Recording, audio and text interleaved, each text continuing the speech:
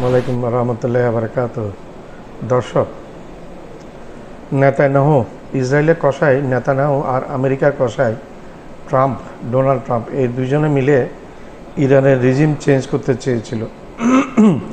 বিধাতার কি নির্মম পরিহাস।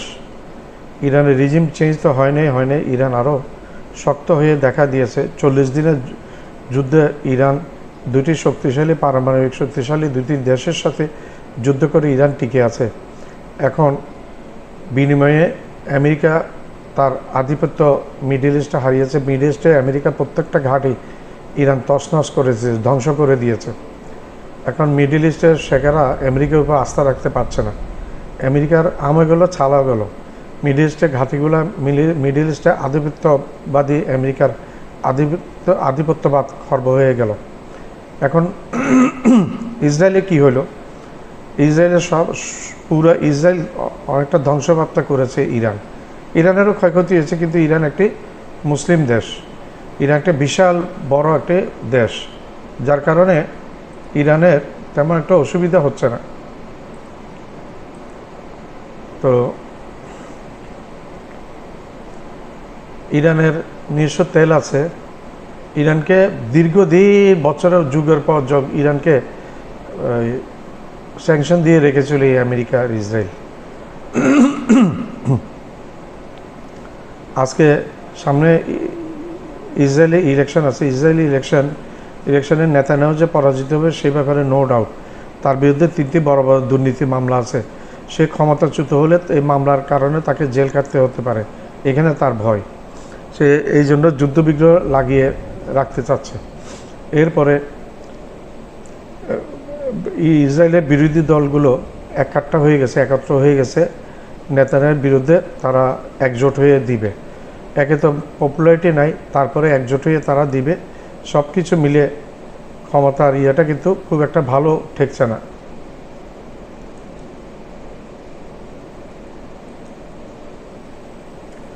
তো এখন ভাগ্যের কি নির্মম পরিহাস। আমেরিকা ট্রাম্প এবং নেতানিয়াহু মিলে রিজিম চেঞ্জ করতে, ইরানের রিজিম চেঞ্জ করতে গিয়ে এখন নিজেদের রিজিমেই চেঞ্জ হওয়ার মধ্যে পড়ে গেছেন।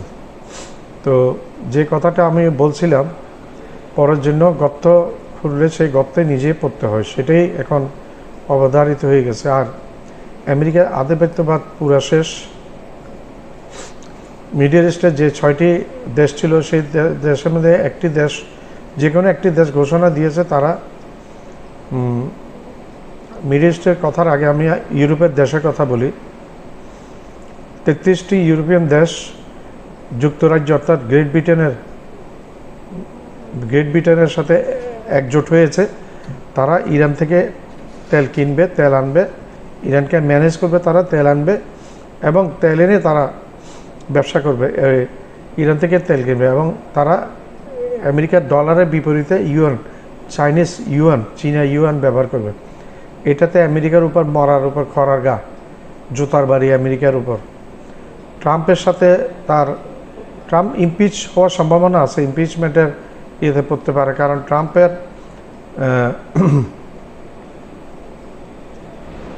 ট্রাম্পের যেই অধ্যত্ত আচরণ, সকালে এক কথা, বিকেলে এক কথা, দুপুরে এক কথা, রাত্রে এক কথা, ঘন্টায় একদিনে 7 বার যে লোক মতামত চেঞ্জ করে, পোল্টি মারে, মিথ্যা কথা বলে, সেই লোকের উপর কারো আস্থা নাই। এখন আমেরিকা এখন ভয় পেয়ে গেছে। হরমুজ প্রণালীতে আমেরিকান ফ্লিটের যুদ্ধ জাহাজের খুব কাছে চলে আসছে, একদম রাশিয়ার একটি বিশাল ডুবোজাহাজ চলে আসছে। এটা পারমাণবিক শক্তি চালিত এবং পারমাণবিক বোমা বহনকারী। এগুলোতে এই আমেরিকা ভয় পেয়েছে। আমেরিকা বুঝতে পারে রাশিয়া যে এত কাছে চলে আসবে, কেমনে এত প্রতিরক্ষা ব্যবস্থা থাকার ফলেও কেমনে এত কাছে চলে আসে, সেটা নিয়ে আমেরিকা চিন্তিত। তার মানে আমেরিকা যে সেফ না, আমেরিকার যে যুদ্ধ জাহাজগুলো যে কোনো রকমে এত নিরাপত্তা দিয়ে রাখলো যে তারা সেফ না, সেটা প্রমাণিত হয়ে গেল। কারণ কোনো রকম রাডারে এবং কোনো রকম ইয়েতে আমেরিকা বুঝতে পারে না যে আমেরিকার যুদ্ধ জাহাজের এত কাছে রাশিয়ান ডুবোজাহাজ সাবমেরিন, নিউক্লিয়ার সাবমেরিন যে চলে আসবে। তো এইটা প্রকাশও করেন নিউ ইয়র্ক টাইমস, তারপর আমেরিকার নাম করা কোনো পত্রিকায় এটা প্রকাশ হয়নি। এই পত্রিকাগুলো সরকারের ইয়েতেই চলে, এই পত্রিকাগুলো প্রকাশ করে না, কারণ এই পত্রিকা প্রকাশ করলে আমেরিকা ভাবমূর্তি আরও ক্ষুণ্ণ হয়ে যাবে। আমেরিকা যে এখন কাগজে বাঘ হতে চলেছে সেটা প্রকাশ হয়ে যাবে, আর ঝামেলা হয়ে যাবে আমেরিকাতে। এমনি আমেরিকাতে ডোনাল্ড ট্রাম্পের বিরুদ্ধে অনাস্থা আছে।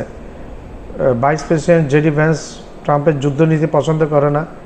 এদিকে পিট প্রতিরক্ষামন্ত্রী পিট আমেরিকার যুদ্ধনীতি ট্রাম্পের যুদ্ধনীতি পছন্দ করে এবং যুদ্ধ লাগিয়ে রেখেছে। তার নাকি ব্যবসা আছে, যুদ্ধ লাগলে তার নাকি লাভ, আর তার বিরুদ্ধে দুর্নীতির ইয়েও আছে। এখন কতটুকু সেটা জানি না, যদি দুর্নীতির ইয়ে হয়, প্রমাণিত হয়, তাকেও জেল কাটতে হবে।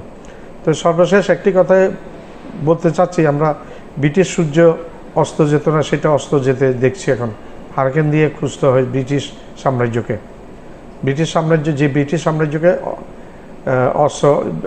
ব্রিটিশ সাম্রাজ্যে সূর্য ডুবত না, এখন হারকেন দিয়ে খুঁজতে হয় ব্রিটিশ সাম্রাজ্যকে। আমরা এইভাবে পতন দেখছি। আমেরিকা একটা বৃহৎ শক্তি, তার আধিপত্যবাদ শেষ হয়ে গেছে। এখন সেই ইরানের মিসাইলের রেঞ্জের বাইরে গিয়ে সে দূর আফ্রিকাতে বিভিন্ন জায়গায় নতুন করে ঘাঁটি করার চেষ্টা করছে। এত ভয় পাচ্ছে সেই ইরানের মিসাইলের রেঞ্জের বাইরে গিয়ে সে ঘাঁটি করার চেষ্টা করছে।